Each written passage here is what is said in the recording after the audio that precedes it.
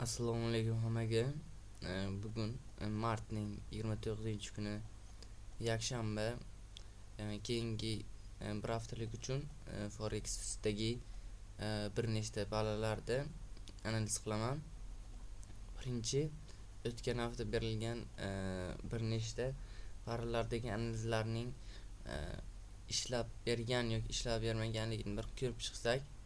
Birinchi USDC paydan boshlab olsak, o'tgan hafta narx shu zonada edi. Narx qaytib ana shu belgilangan zonadan reaksiya olib tepaga kelishi kerak degan analiz berilgandi. Aytilgandek, narx kelib shu zonadan reaksiya olib dalish tepaga harakatlanib berdi. Endi keyingi nima?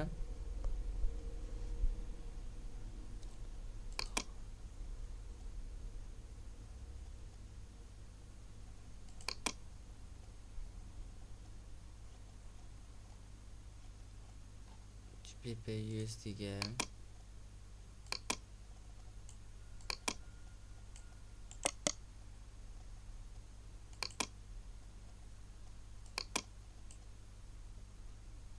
soatlikka olsak,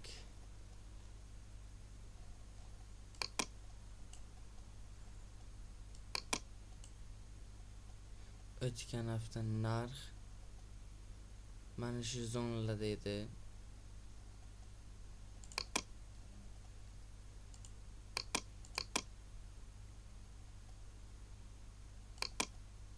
Shu zonalarda edi. Biz undan ham oldingi hafta dalish selkidi degandik. Narx o'sha payt bitta atrobotga olib biroz ketib, narx pastga ketib, shu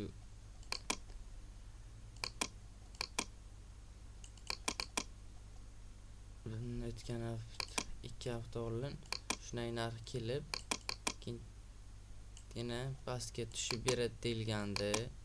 2 hafta oldin aytilganingiz, lekin narx dalish tepaga borgandi. Keyinchalik aytilgandi narx shu zonaga, shu joyda bo'lgan payti, shu joyda bo'lgan payti yana dalishi, shu joyda bo'lgan payti yana dalishi pastga ketdi deyilgandi. Hozir o'sha joydan narx ancha pastga yurib berdi. Bu yerda chiroyli xunuk ko'ringan nima bo'lsa ham energiya yig'ilgan bu yerda. Hozir bir kunlik o'tsak yaxshiroq ko'rinsa kerak.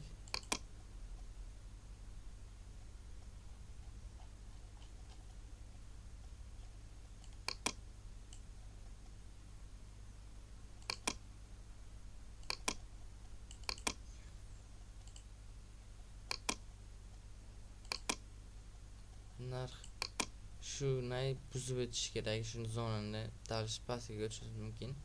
To narx 1300 largacha ko'rishimiz mumkin. Hozircha qarashim bunga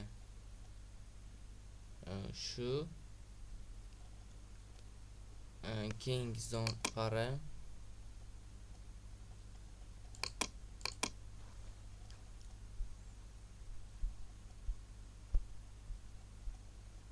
Euro USD ga o'tsak,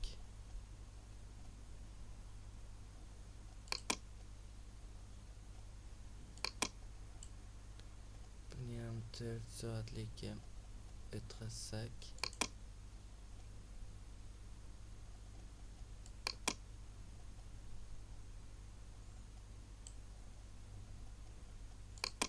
bunga ham 2 hafta oldin analiz berilgandi. Narx shu joy belgilab olinib, narx shu yerdan atkat olib, keyin yana pastga boradi deb, lekin narx biroz pastga tushib yana tepaga ko'tarilganda narx mana shu zonada edi.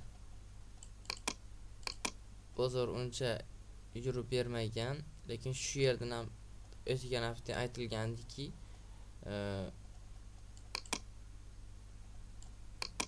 shu zonadan ham narx yana dalishi pastga ketdi deb aytilgandi. Narx bitta otkat berib yana pastga tushib bergan. Bunga ham hali nima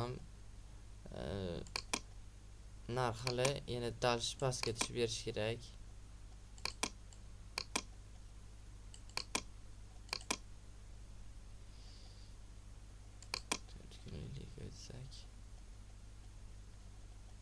Go'g'il pastga tushib bersa kerak keyingi haftalarda.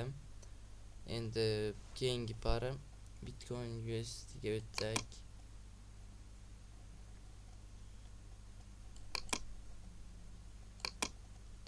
Bunga hali ancha oldin berilgan sol o'z kuchiga.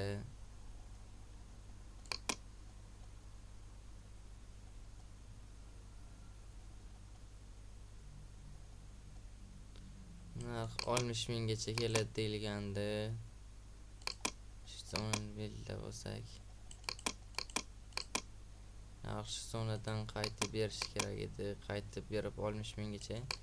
Narx 66 minggacha kelib berdi. Men kutyapman shu 60 minggacha kelishini.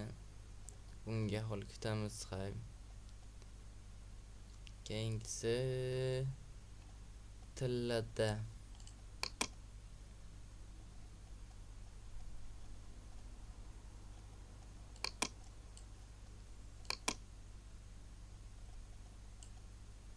Tillada shu zonda belgilab olingandi. Shu zonada kelib narx dalsh ko'tarib beradi deb. O'sha payt bozor ochilish bilan narx newslar turli xil urush hisobiga narx ancha kuchli pastga urib berdi. Lekin boshqadan ko'tardi. Narx mana shu zonalardan qaytib berdi-da. Endi keyingi qarashim tillaga. Endi menimcha Langoy trendga o'tdi tilla. Bu yoqqa buy ko'rishimiz kerak.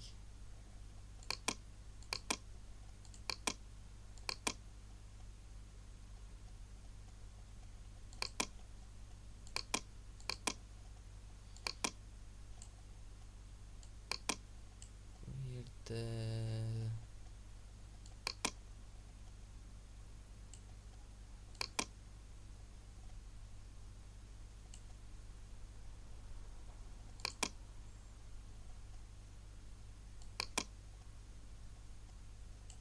shuni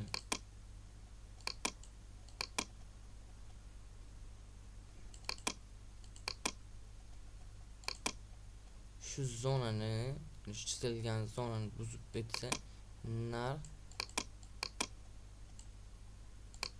bitta buzib o'tgandagi bitta atkat berib shu zonadan dalshi 5000 gacha narx ko'tariladi deb o'ylayapman, shu 5000 oralig'iga.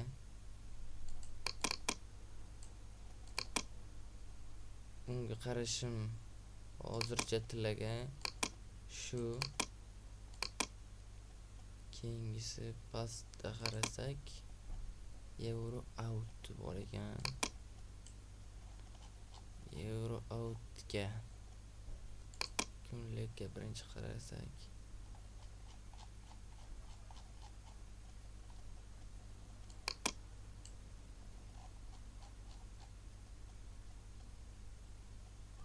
Langoy trendga o'tibdi. Bu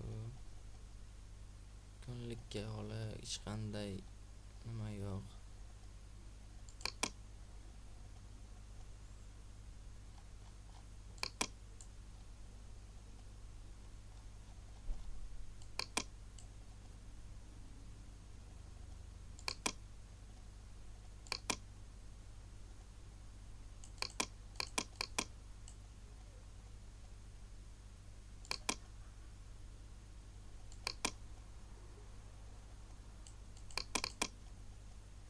Narx shu zonaga kelib yana trend is your friend deganday dalshi tepaga ketish kerak. Bunga o'zcha qarashim shu. Endi kelasi hafta uchun shu forex bozorida aytilgan barlarga qarashim shular